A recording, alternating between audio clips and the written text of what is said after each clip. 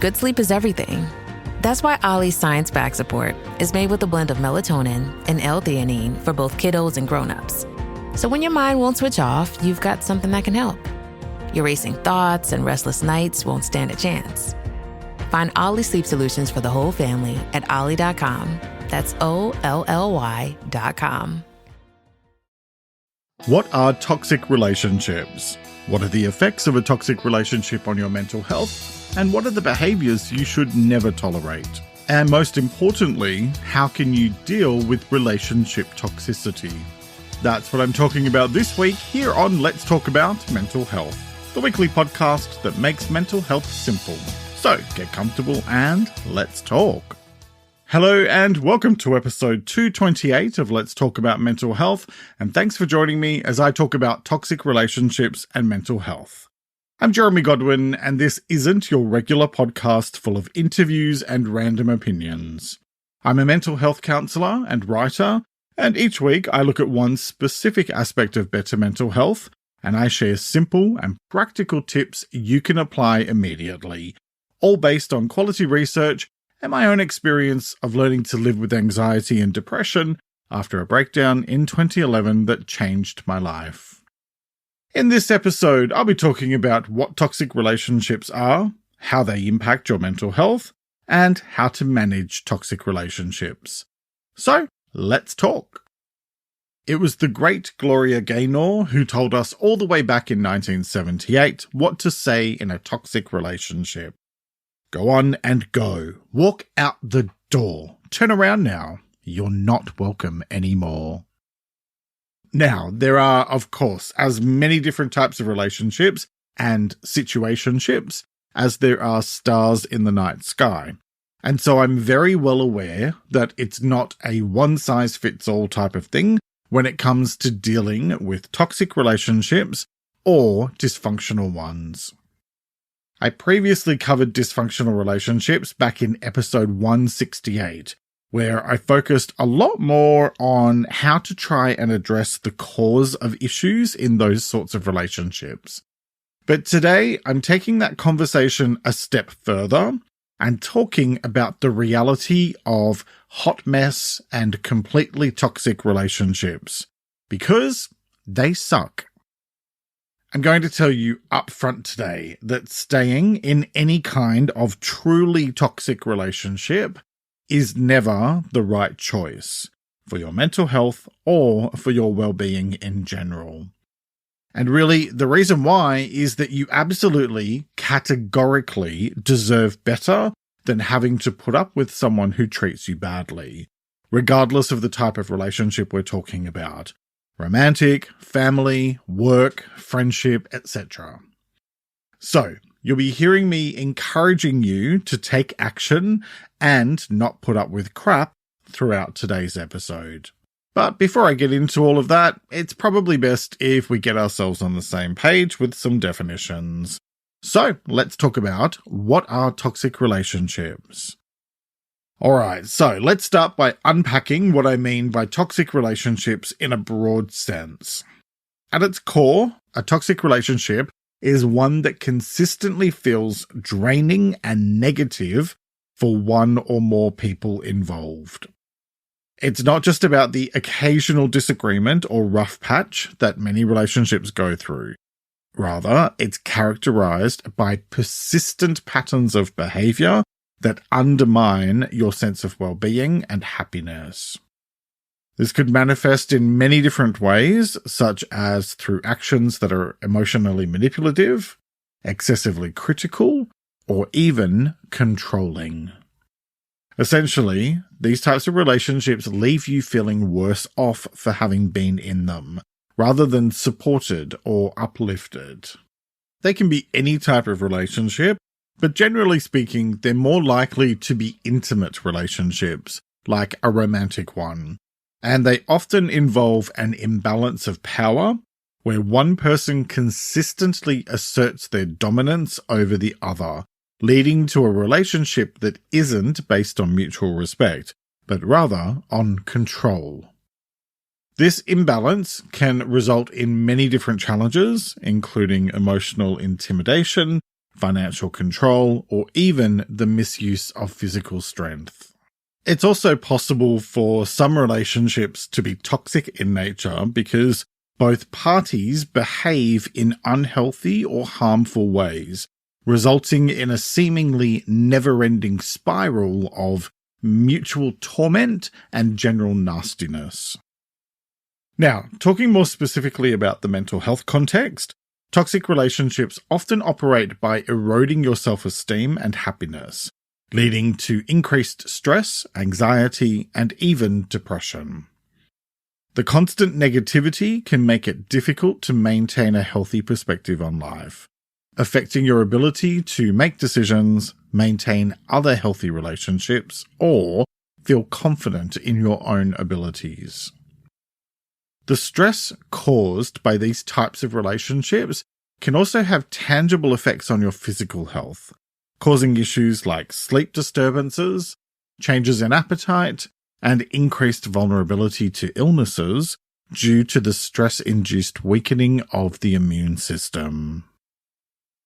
In these dynamics, you might find yourself walking on eggshells, constantly bracing for the next issue or blow-up, which can be incredibly taxing mentally and emotionally. It's a bit like being in a perpetual state of alert, where your energy is continuously diverted away from personal growth and happiness towards managing the turmoil in the relationship. Understanding the characteristics of toxic relationships is the first step towards addressing their impact on mental health. It's about recognizing the signs within a relationship that's more harmful than healthy. From there, you can begin to consider ways to address the situation, which I'll explore shortly. Let's first discuss some of the signs to look out for. Spotting the signs of a toxic relationship is key to protecting your mental and emotional health. These relationships can often start off positively, which can make it tricky to notice when things start going sour.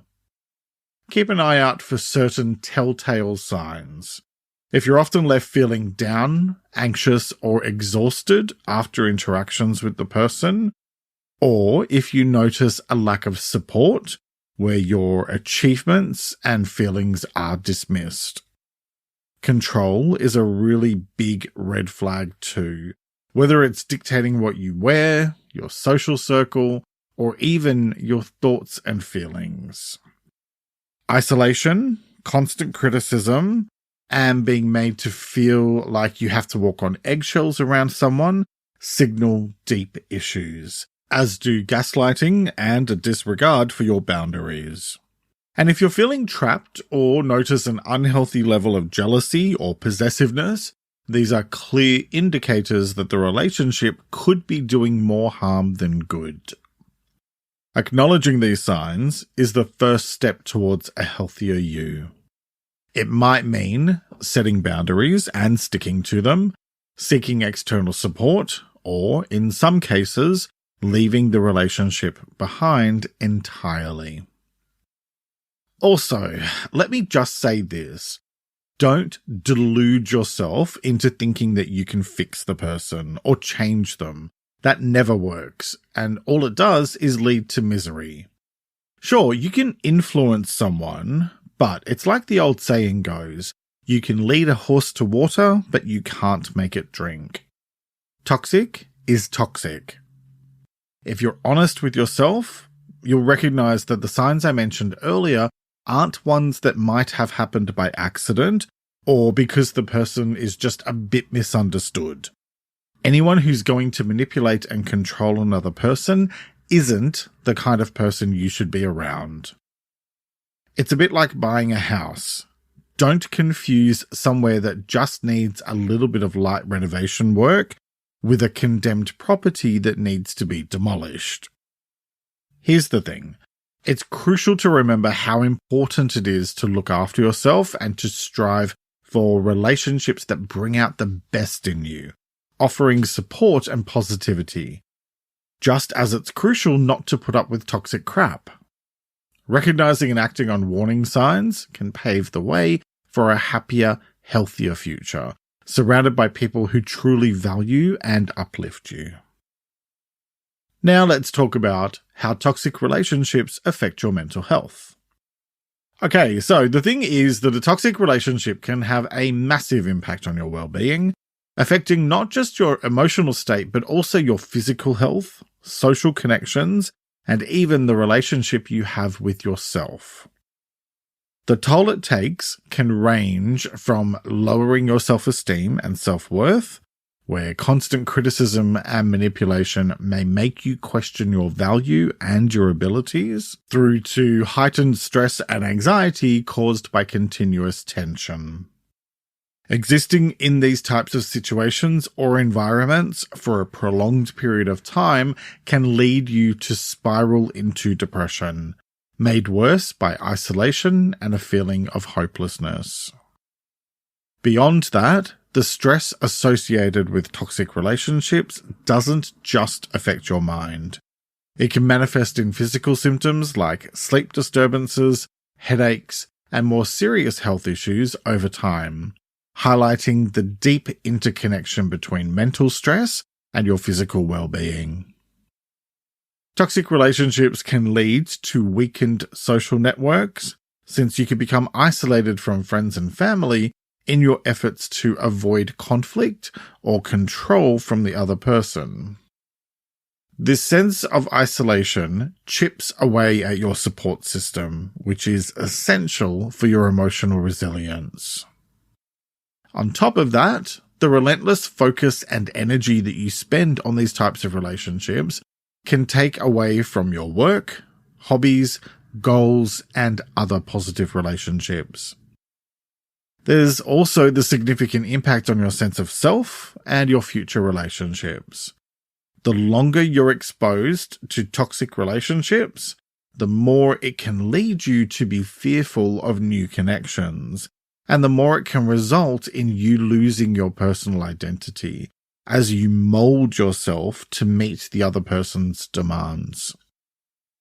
On a deeper level, navigating your way out of toxic relationship dynamics can have huge impacts on your mental health. It can reduce anxiety and depression, build your emotional resilience, and significantly enhance your self-awareness. By freeing yourself of the energy-draining cycle of toxic relationships, you can start to unlock mental energy that was previously bogged down in navigating all the drama and toxicity, allowing more space for you to focus on the things you enjoy. Plus, achieving emotional stability becomes more attainable when you actively remove the sources of stress and negativity that previously led to unpredictable emotional highs and lows. In essence, taking steps to address and potentially leave toxic relationships is a powerful act of self-respect, and it's an essential part of safeguarding your mental health and your future happiness. It's a testament to your strength and self-respect, and a crucial step towards a more balanced and peaceful state of mind. So how do you do all of that? Well, let's first take a quick break to hear from the brands who help me create this show each week. Eczema is unpredictable, but you can flare less with Ebglyss, a once-monthly treatment for moderate to severe eczema. After an initial 4-month or longer dosing phase, about 4 in 10 people taking Ebglyss achieved itch relief and clear or almost clear skin at 16 weeks. And most of those people maintain skin that's still more clear at 1 year with monthly dosing. Ebglyss, lebrikizumab LBKZ, a 250 mg per 2 milliliter injection, is a prescription medicine used to treat adults and children 12 years of age and older who weigh at least 88 pounds or 40 kilograms with moderate to severe eczema, also called atopic dermatitis, that is not well controlled with prescription therapies used on the skin or topicals, or who cannot use topical therapies. Ebglyss can be used with or without topical corticosteroids. Don't use if you're allergic to Ebglyss. Allergic reactions can occur that can be severe. Eye problems can occur. Tell your doctor if you have new or worsening eye problems. You should not receive a live vaccine when treated with Ebglyss. Before starting Ebglyss, tell your doctor if you have a parasitic infection. Ask your doctor about Ebglyss and visit ebglyss.lilly.com or call 1-800-LILY-RX or 1-800-545-5979. You tell yourself, no one wants your college-era band tees. But on Depop, people are searching for exactly what you've got. You once paid a small fortune for them at merch stands. Now, a teenager who calls them vintage will offer that same small fortune back. Sell them easily on Depop. Just snap a few photos and we'll take care of the rest.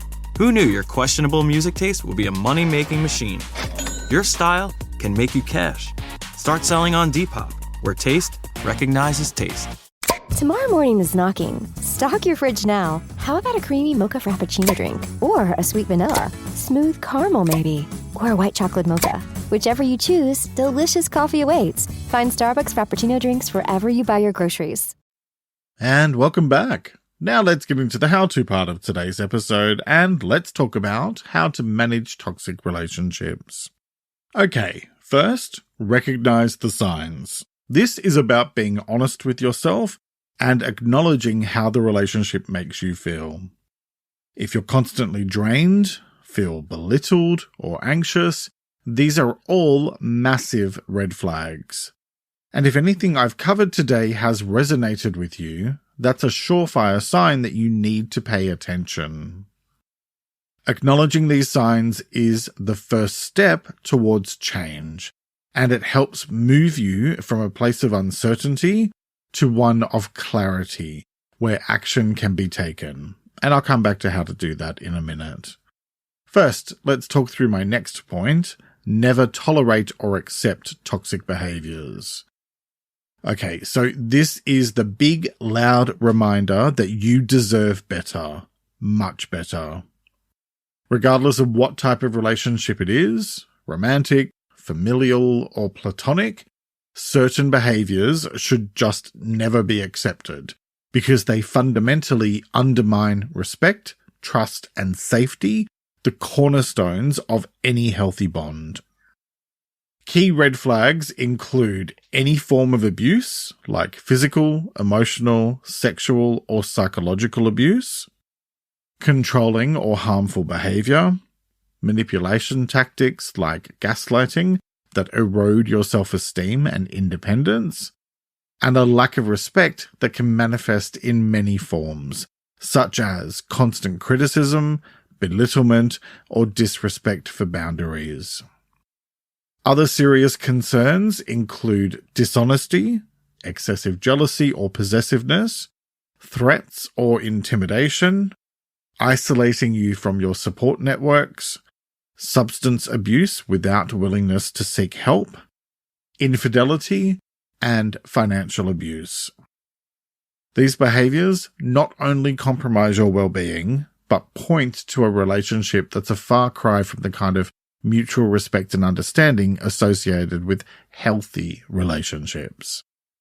Okay, so let's talk about how to address these types of issues, starting with set clear boundaries. Boundaries are your personal limits on what you will and will not tolerate, and they're essential when you're dealing with toxic relationships. It might mean limiting the amount of time you spend with the person or specifying topics you're not willing to discuss. And then most importantly, sticking to your boundaries. This asserts your self-respect and it signals to other people how you expect to be treated and that you won't settle for anything less. I covered boundaries back in episode 53 if you'd like to explore the topic further. Okay, next, seek support. Navigating a toxic relationship can be emotionally exhausting, and so seeking support from friends, family, or a professional can provide you with the strength and perspective you need to address the situation. It's helpful because it ensures you're not dealing with these challenges alone, and it allows you to gain insights and advice from others. You can seek support by reaching out to someone you trust, joining a support group, or by looking for a counselor who can guide you through the process. Next, practice assertiveness. Being assertive is about expressing your thoughts, feelings, and needs in a respectful but firm manner, and it's a topic I covered back in episode 45. Practicing assertiveness helps because it reinforces your sense of self-respect and encourages others to treat you with the respect you deserve. And it's crucial when dealing with toxic individuals who may disregard boundaries. You need to be able to stand up for yourself and to demand what you need. It can help to practice assertiveness by role-playing scenarios with a trusted friend or therapist. Focusing on maintaining a calm but firm tone so that it's easier and familiar when you're in a more challenging situation. Okay, next, use I statements. When you're communicating your feelings or boundaries, use I statements like I feel or I need, rather than accusations. This approach focuses on your feelings and experiences, reducing the likelihood of defensive reactions. It allows for more constructive communication and reduces the escalation of conflict. You can practice this by thinking carefully about what you want to express beforehand and framing it in a way that puts your feelings at the center. Next, stay grounded in your reality. In toxic relationships, gaslighting can make you question your perceptions and memories. Keeping a journal or talking to trusted friends can help you stay grounded in your reality. This helps to validate your experiences and feelings, reinforcing your sense of self. Try regularly documenting your feelings and experiences, particularly after interactions with the toxic individual. Okay, next, plan for resistance. So, when you start setting boundaries or changing how you interact, you can most likely expect some resistance. Planning for it can help you stay firm in your decisions. Understanding that resistance is a natural reaction to change allows you to prepare emotionally and mentally. Consider possible scenarios and objections, and rehearse your responses or actions so you feel more calm and in control during the actual discussion. Next, limit contact. If you can, limit your exposure to the toxic individual. That might mean cutting back on the time you spend together, or opting for group settings rather than one-on-one interactions. Limiting contact is helpful because it reduces the opportunities for toxic behavior to affect you. Try scheduling meetings in public places, keeping interactions brief, and being selective about events you attend. Okay, next, develop an exit plan. If you're in a situation where the best solution is to leave the toxic relationship, and let's be honest, no toxic relationship is worth staying in because of the damage it does to your well-being, then it's crucial to have a plan. An exit plan might involve logistical considerations like financial independence or finding a place to stay, as well as emotional support from friends, family, or professionals. This helps provide a clear path forward and ensures that you're not leaving one stressful situation for another. You can start by listing the steps you need to take to leave safely and securely, and seek advice from professionals or support services if necessary. And that leads to my next point. Find the strength to leave. Look, making the choice to leave a toxic relationship is a deeply personal one. It starts with acknowledging the impact the relationship has on your emotional health and recognizing the need to value your own well-being. Talking with friends, family, or professionals can give you the emotional support and practical advice you need to navigate the way forward. And making the decision to respect yourself helps you to find the courage you need to take those first steps. There really is a life beyond toxicity where you can find peace of mind at last. You just have to take things one step at a time and rely on your support network. And if you feel hesitant, it's a matter of reminding yourself that nothing changes if nothing changes. You can't change anybody other than yourself. And so if you want better, then you need to choose better. It's daunting. There's no doubt of that. but it's also one of the most important choices you'll ever make for yourself. Okay, continuing on, my next tip is prioritize your safety. In cases where a toxic relationship involves abuse of any form, prioritizing your physical and emotional safety is paramount. Everything else is secondary. Don't worry about logistics or what you're going to tell people. Focus on your safety first and foremost. That might involve seeking help from authorities or specialized organizations designed to protect individuals in abusive situations. Your well-being and safety are paramount, and situations involving abuse require immediate attention and action. Begin by reaching out to a local organization that offers advice and support for those in abusive relationships, or asking a trusted family member or friend to help you find support. Okay, next, take time for reflection. So, after leaving a toxic relationship, give yourself time to reflect and heal. This period isn't just about quickly moving on, but about understanding what happened, what you've learned, and how you can grow from the experience, so that you can move forward with the benefit of wisdom. This reflection helps you to process your emotions and ensures that you're moving forward with awareness and self-compassion. You can do this through journaling, meditation, therapy, etc. And speaking of reflection, my next tip is reflect on your relationship patterns. And this is about taking time to understand any recurring themes or issues that may contribute to finding yourself in toxic relationships, so you know what to look out for next time. This can lead to personal growth and better decision-making in future relationships, and even just a greater level of self-awareness. Consider journaling about your past relationships, or discussing them with a therapist to uncover and understand these patterns. Okay, next, reclaim your interests.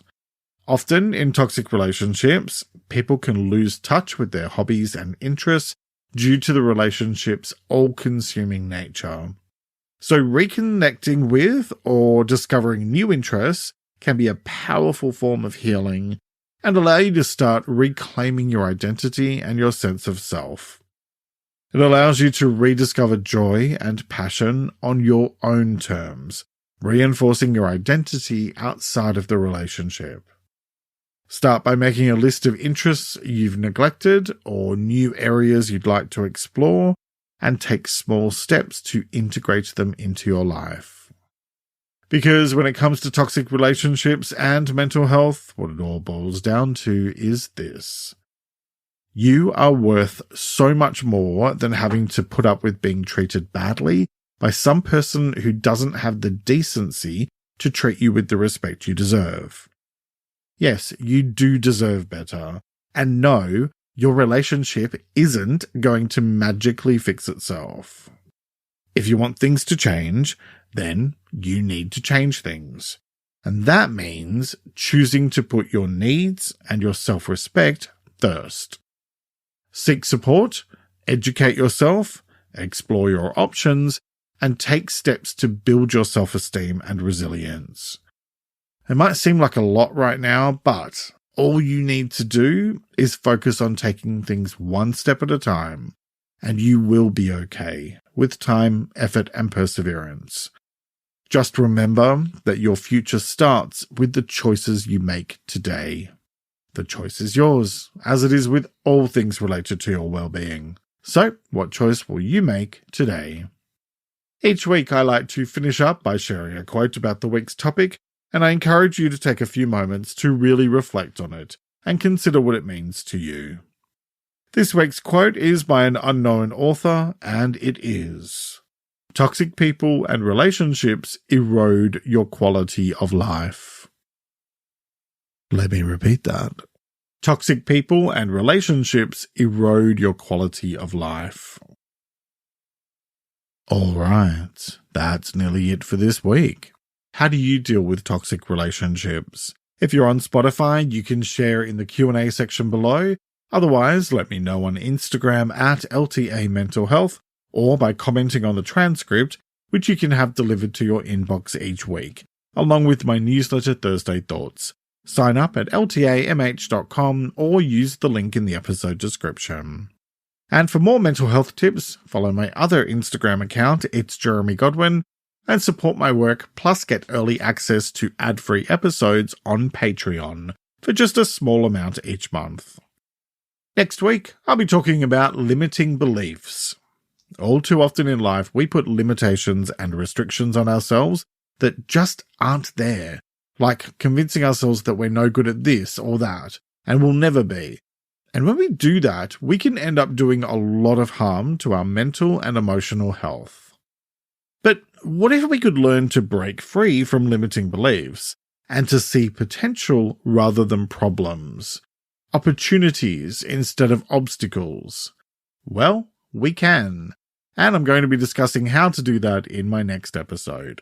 I'll be talking about what limiting beliefs are, why they affect your mental health, and how to overcome limiting beliefs. That episode will be released on the 28th of April 2024, and I hope you'll join me for it. Hit follow or subscribe on your podcast service to make sure you never miss an episode. Thank you very much for joining me today. Look after yourself and make a conscious effort to share positivity and kindness out into the world, because you get back what you put out. Take care and talk to you next time.